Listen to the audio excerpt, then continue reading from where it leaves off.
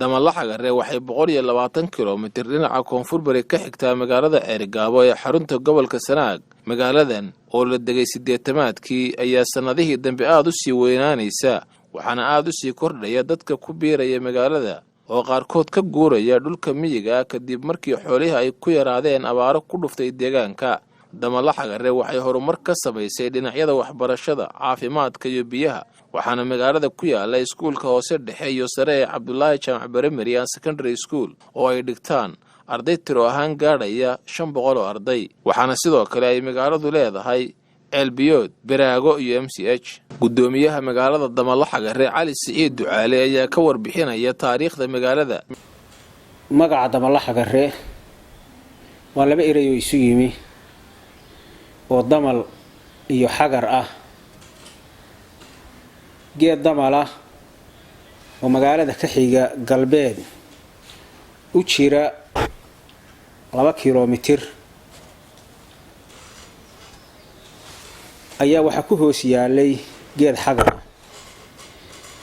marka damalkii iyo geedkii xagarka ahaa ayaa loogu magac daray oo xilligii ay baadiyaha ahaydna goobta ayaa waxa la oran jiray Damalaxagare ayaa la oran jiray. Damalaxagare waxay ku taalaa marka qaabkeeda la eego xadeed dhulka la yiraahdo ayay saaran tahay. waxa waqooyi marka ka xiga sool oo dhulka soolka la yiraahdo oo dhirta leh, waqooyina waxa xiga xadeedka dhulka la yiraahdo.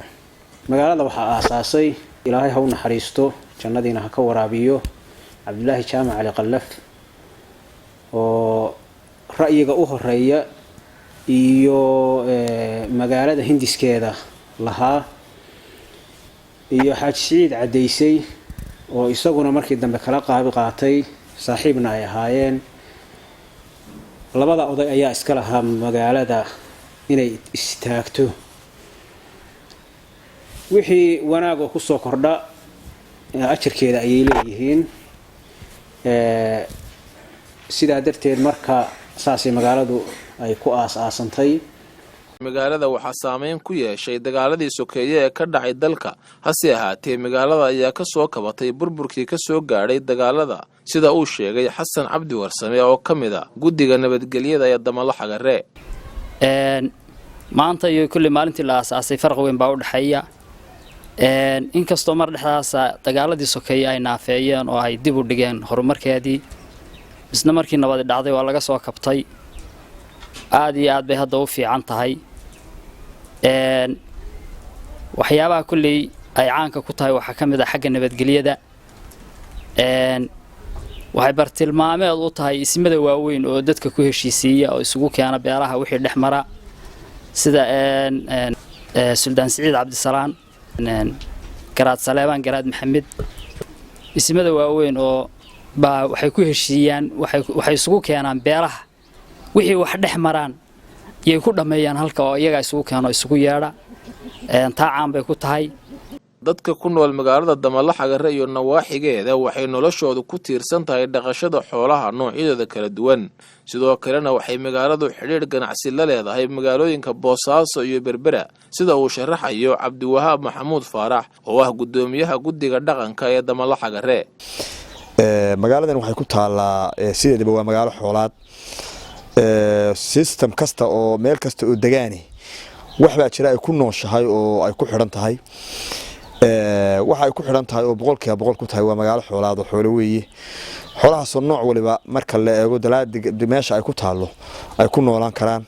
geel, ariga oo laba nooca, lo nooc walba oo xoolaha la keenaa waa meel ay ku dhaqmi karaan oo ku noolaan karaan. waa magaalo xoolaad.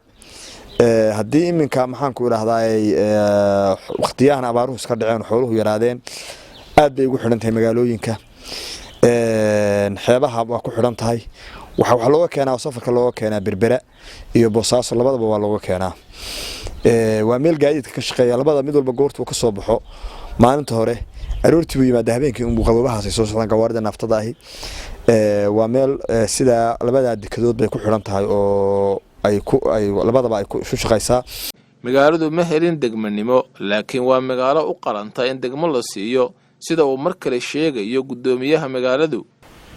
waa magaalo aqbali karta inay degmo noqoto meel kasta ka hesho laakiin inay degmo noqoto waa magaalo aqbali karta runtii una baahan waa magaalo haday degmo noqoto waxay faa'iidadeeda ayay heshaa sida darteed marka waa magaalo hadda kobcaysa oo runtii aad u soconaysa. Damalaxaga cimilo ahaan waa dhexdhexaad u badan dhinaca qabowga gaar ahaan xilliga banaha waxa ka dhaca qabow saa'ida waxay leedahay dhul daaqsimeed aad ugu wanaagsan dhaqashada xoolaha ishin iyo adhiba. Axmed Abdullahi Jaamac Axmed Deere Jubaland TV magaalada Damalaxaga ee gobolka Sanaag.